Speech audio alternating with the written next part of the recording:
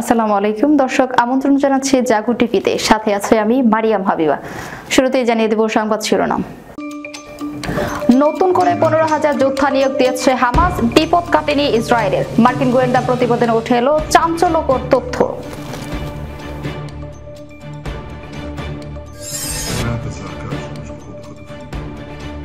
এবার 4 নারী সেনাকে মুক্তি দিল হামাস। জিম্মি মুক্তির আগে গাজায় হামাসের ব্যাপক শোডাউন।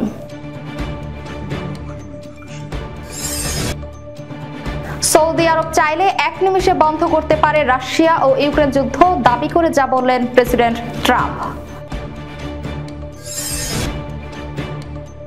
এলএনজি কিনতে ট্রাম্প প্রশাসনের সঙ্গে প্রথম চুক্তি বাংলাদেশের। আশিক চৌধুরী বললেন, ট্রাম্পের প্রথম পার্টনার বাংলাদেশ। জরিপ বলছে নড়ে বড়ে গদি নেতানিয়াহুর পদত্যাগ চান 60%-এরও বেশি ইসরায়েলি।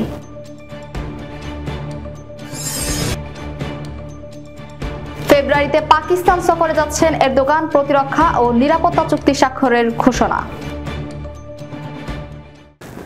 শুনছিলেন সংবাদ শিরোনাম, এবারে বিস্তারিত। নতুন করে 15,000 যোদ্ধা নিয়োগ দিয়েছে হামাস।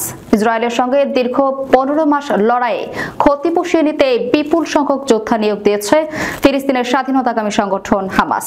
মার্কিন গোয়েন্দার প্রতিবেদনে এই তথ্য জানানো হয়েছে বলে শনিবার ইসরায়েলি গণমাধ্যম টাইমস অফ ইসরায়েলের এক প্রতিবেদনে এই কথা বলা হয়েছে। 15 মাসের যুদ্ধে হাজার হাজার ফিলিস্তিনিকে হত্যা করলেও ইসরায়েলের বিপদ কাটেনি। ইরান সমর্থিত এই যোদ্ধারা ইসরায়েলের জন্য দীর্ঘমেয়াদী হুমকি হিসেবেই রয়ে যেতে পারে। মার্কিন গোয়েন্দা সংস্থার ব্রিফিংপ্রাপ্ত 2 কংগ্রেস সূত্রের বরাতে এক বিশেষ প্রতিবেদনে এ তথ্য জানিয়েছে রয়টার্স। বিস্তারিত সিদ্দিকুর রহমানের রিপোর্টে।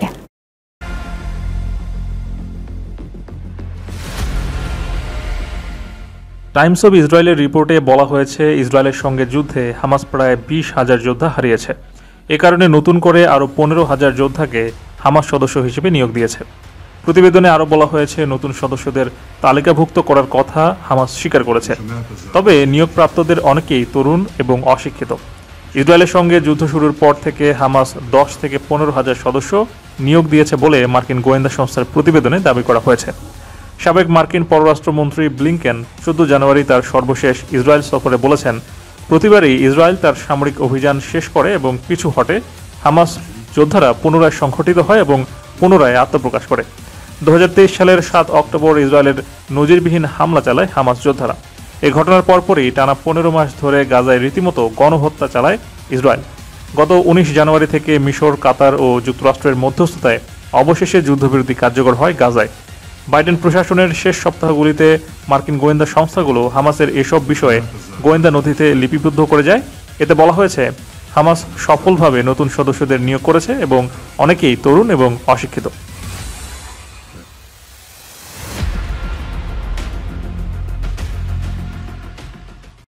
গাজায় দীর্ঘ 15 মাস ধরে জিম্মি রাখা 4 নারী ইসরায়েলি সেনাকে মুক্তি দিয়েছে ফিলিস্তিনের স্বাধীনতাকামী সংগঠন হামাস।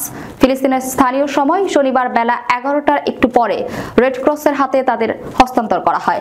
আল জাজিরার খবরে বলা হয়, জিম্মি মুক্তির আগে গাজায় ব্যাপক শোডাউন করেছে হামাস। বিস্তারিত প্রতিবেদনে।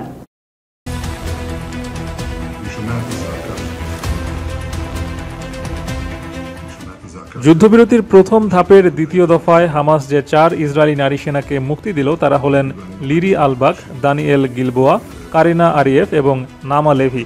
জিম্মি মুক্তির আগে হামাস ও মিত্র সংগঠন ফিলিস্তিনি ইসলামিক জিহাদের সদস্যরা গাজা শহরের চত্বরে ব্যাপক শোডাউন করেছে। সেখানে 4 জন ইসরায়েলি বন্দীর মুক্তির প্রস্তুতি চলছে। আল জাজিরার সাম্প্রতিক ফুটেজে দেখা গেছে, ওই এলাকায় সাধারণ ফিলিস্তিনিদেরও ব্যাপক সমাগম হয়েছে। হামাসের এসব যোদ্ধাদের খোঁজে টানা 15 মাসব্যাপী নৃশংস সামরিক অভিযান চালিয়েছে ইসরায়েল।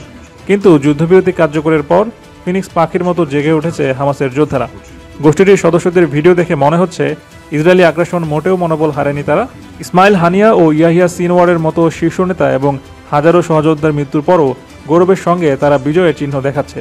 গত সপ্তাহেও হামাস একইভাবে শক্তি প্রদর্শন করেছিল যখন তারা 3 জন ইসরায়েলি বন্দীকে মুক্তি দেয়।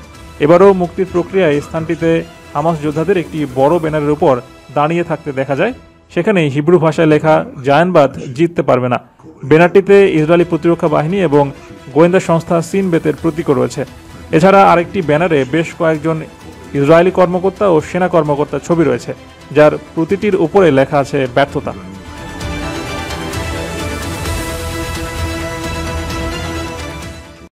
সৌদি আরব চাইলে রাশিয়া ইউক্রেন যুদ্ধ বন্ধ করতে পারে বলে মন্তব্য করেছেন নতুন মার্কিন প্রেসিডেন্ট ডোনাল্ড ট্রাম্প। তিনি দাবি করেন, রাশিয়া ও ইউক্রেন যুদ্ধ এক নিমিষে বন্ধ করতে পারে মধ্যপ্রাচ্যের দেশ সৌদি আরব।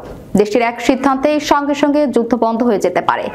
সুইজারল্যান্ডের দাভোস শহরে ব্যবসায়ী নেতাদের উদ্দেশ্যে দেয়া এক বক্তব্যে এমন দাবি করেছেন যুক্তরাষ্ট্রের নতুন প্রেসিডেন্ট ডোনাল্ড ট্রাম্প।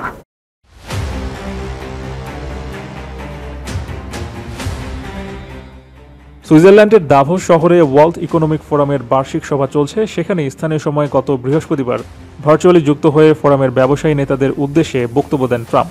সেখানে সৌদি আরব চাইলেই রাশিয়া ইউক্রেন যুদ্ধ বন্ধ হতে পারে বলে মন্তব্য করেছেন নতুন মার্কিন প্রেসিডেন্ট ডোনাল্ড ট্রাম্প। সেখানে সৌদি আরবের কি করা উচিত সেটাও বলে দিয়েছেন ট্রাম্প। ট্রাম্প বলেছেন, সৌদি আরব ও তেল রপ্তানিকারক অন্য দেশগুলোর উচিত অবিলম্বে তেলের দাম কমিয়ে দেওয়া, তাহলে রাশিয়া ও ইউক্রেনের যুদ্ধ বন্ধ হয়ে যাবে।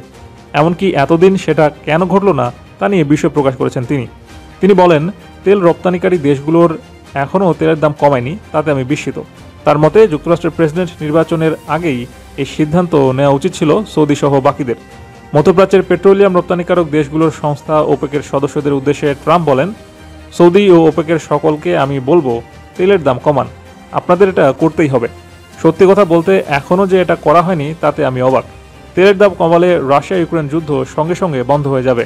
ট্রাম্প আরও বলেন, খনিজ তেলের দাম এখন অনেক বেশি, তাই যুদ্ধ চলবে। যুদ্ধ বন্ধ করতে চাইলে আপনাদের তেলের দাম কমাতে হবে। যা হচ্ছে তার জন্য এই দেশগুলো অনেকাংশে দায়ী। এত মানুষ মারা যাচ্ছে, তেলের দাম কমার পর আমি সুদের হারও কমাতে বলবো।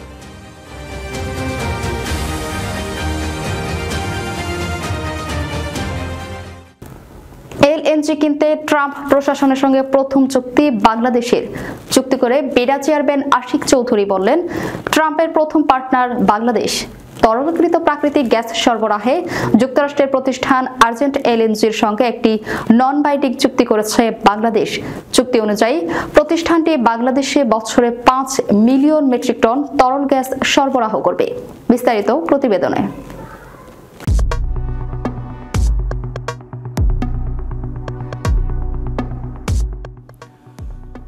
যুক্তরাষ্ট্রের বৃহৎ এলএনজি চুক্তি স্বাক্ষর করার পর বাংলাদেশ বিনিয়োগ উন্নয়ন কর্তৃপক্ষের নির্বাহী চেয়ারম্যান আশিক চৌধুরী এক ফেসবুক স্ট্যাটাসে লেখেন, ডোনাল্ড ট্রাম্প যুক্তরাষ্ট্রের প্রেসিডেন্ট হওয়ার পর আমরাই প্রথম দেশ যারা কোনো ডিল সাইন করলাম। সেই হিসেবে আমরা বলতে পারবো বাংলাদেশ তার প্রথম পার্টনার। শনিবার সকাল 9:46 ফেসবুক স্ট্যাটাসে এসব লেখেন আশিক চৌধুরী। স্ট্যাটাসে তিনি লেখেন, বাংলাদেশ সরকার আজকে ট্রাম্পের নতুন এনার্জি এক্সপোর্ট ম্যান্ডেটের উপর ভিত্তি করে একটা ল্যান্ডমার্ক এগ্রিমেন্ট সাইন করেছে। ডোনাল্ড ট্রাম্প প্রেসিডেন্ট হওয়ার পর আমরাই প্রথম দেশ কোনো ডিল সাইন করলাম। ট্রাম্পের ইলেকশন প্রমিসের মধ্যে ড্রিল বেবি ড্রিল এই স্লোগানটা বেশ পপুলার ছিল, সেটা এই এনার্জি এক্সপোর্টকে ঘিরেই। স্ট্যাটাসে আমাদের গ্যাস সংকটের কথা উল্লেখ করে আশিক চৌধুরী লেখেন, ইন্ডাস্ট্রিয়াল গ্রোথ, কর্মসংস্থান ইত্যাদির জন্য আমাদের long term gas supply solution বের করতেই হবে। মিডল ইস্টের বাইরে আমেরিকা একটা ইন্টারেস্টিং অল্টারনেটিভ।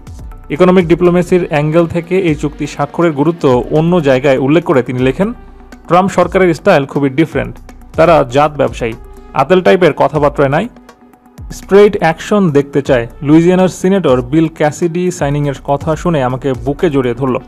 আগামী বছরগুলোতে আমরা যখনই বিভিন্ন ইস্যুতে ট্রাম্প অ্যাডমিনিস্ট্রেশনের কাছে যাব, আমরা বলতে পারবো যে বাংলাদেশ কিন্তু তার প্রথম পার্টনার ছিল। তার আমেরিকা ফার্স্ট, এর সঙ্গে আমাদের বাংলাদেশ ফার্স্ট, আর আমাদের জন্য বাংলাদেশের ইন্টারেস্ট ফার্স্ট। আশিক আরও লেখেন, অনেকের কাছে শুনি ট্রাম্প আসার পর নাকি সব শেষ হয়ে যাবে আমাদের। প্রথমত, আমেরিকার ফরেন পলিসি খুবই স্টেবল, তারা হঠাৎ 180 ডিগ্রি টার্ন করে না। আর দ্বিতীয়ত, আমরা সৎ হতে পারি কিন্তু একদম গাধা না।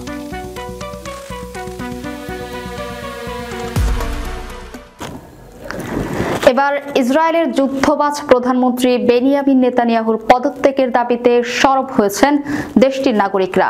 2023 সালের 7 অক্টোবর হামলা এবং নাগরিকদের যথাযথ নিরাপত্তা দিতে ব্যর্থ হয় ইসরায়েলের প্রধানমন্ত্রী নেতানিয়াহুর পদত্যাগ চান 62% ইসরায়েলি। দেশটির গণমাধ্যম দৈনিক মারিফ পরিচালিত এক জরিপে উঠে এসেছে এ তথ্য। জরিপে অংশ নেওয়া ইসরায়েলিদের মধ্যে 62% জানিয়েছেন তারা নেতানিয়াহুর পদত্যাগ চান। 29% জানিয়েছেন যে তারা প্রধানমন্ত্রীর পদে নেতানিয়াহুকেই দেখতে চান এবং 19% কোনো মন্তব্য করেনি।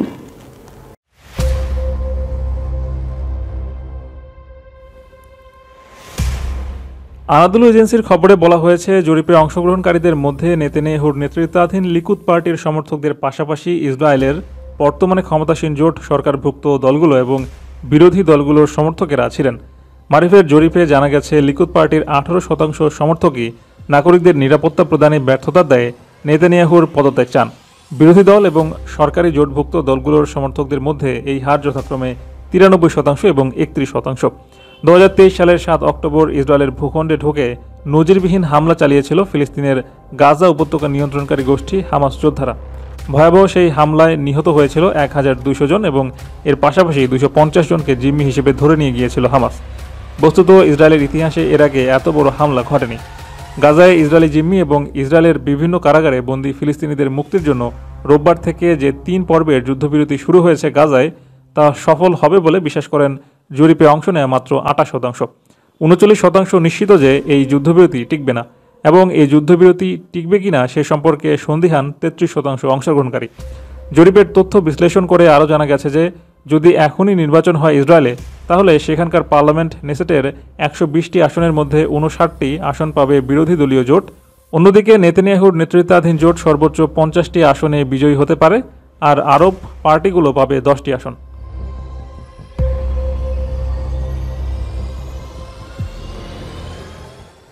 দুদিনের রাষ্ট্রীয় সফরে পাকিস্তানে যাচ্ছেন তুরস্কের প্রেসিডেন্ট রিসেপ তাইয়েপ এরদোগান। আগামী 12 ও 13 ফেব্রুয়ারি এই সফর হওয়ার কথা রয়েছে। শুক্রবার এক প্রতিবেদনে এই খবর দিয়েছে শামা টিভি। এতে বলা হয়েছে, এই উচ্চপদস্থ সফরের মূল উদ্দেশ্য দুই দেশের মধ্যে দ্বিপাক্ষিক সম্পর্ককে শক্তিশালী করা এবং প্রতিরক্ষা, নিরাপত্তা, বাণিজ্যিক, অর্থনৈতিক সহযোগিতা ও সাংস্কৃতিক বিনিময় বাড়ানো। বিস্তারিত জানাচ্ছেন সিদ্দিকুর রহমান।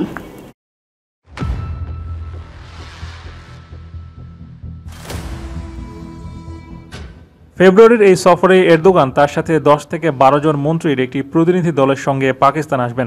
তার এই সফরের পাকিস্তান তুরস্ক উচ্চ পর্যায়ের কৌশলগত সহযোগিতা পরিষদের 7ম বৈঠক হবে। এতে পাকিস্তানের প্রধানমন্ত্রী শাহবাজ শরীফের সঙ্গে বৈঠক করবেন এরদোগান। এই বৈঠকে দুই দেশের মধ্যে প্রতিরক্ষা, নিরাপত্তা, বাণিজ্য, অর্থনৈতিক সহযোগিতা এবং সাংস্কৃতিক সম্পর্ক উন্নয়ন বিষয়ে বিস্তারিত আলোচনা হবে।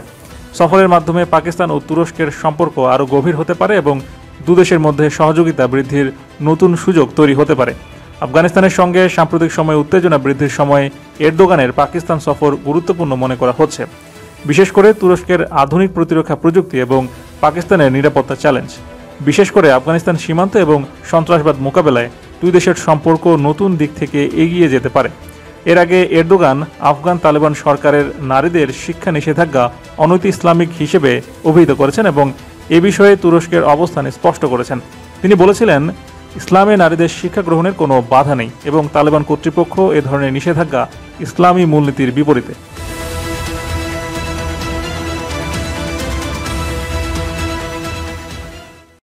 দর্শক, যাবার আগে শিরোনামগুলো জানিয়ে দেব আরো একবার। নতুন করে 15,000 যোদ্ধা নিয়োগ দিয়েছে হামাস, বিপদ কাটেনি ইসরায়েলের। মার্কিন গোয়েন্দা প্রতিবেদনে উঠে এলো চাঞ্চল্যকর তথ্য।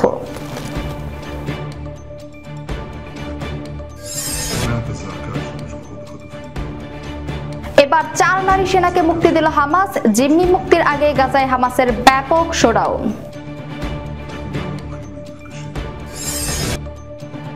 সৌদি আরব চাইলে 1 নিমিষে বন্ধ করতে পারে রাশিয়া ও ইউক্রেন যুদ্ধ, দাবি করে যা বললেন প্রেসিডেন্ট ট্রাম্প। এলএনজি কিনতে ট্রাম্প প্রশাসনের সঙ্গে প্রথম চুক্তি বাংলাদেশের। আশিক চৌধুরী বললেন, ট্রাম্পের প্রথম পার্টনার বাংলাদেশ।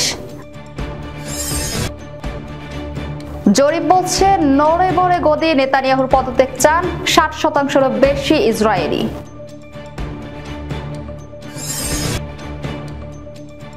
ফেব্রুয়ারিতে পাকিস্তান সফরে যাচ্ছেন এরদোগান, প্রতিরক্ষা ও নিরাপত্তা চুক্তি স্বাক্ষরের ঘোষণা। এই ছিল এখনকার মতো। পরবর্তী সংবাদ দেখার আমন্ত্রণ রইল। ধন্যবাদ সবাইকে। আল্লাহ হাফেজ।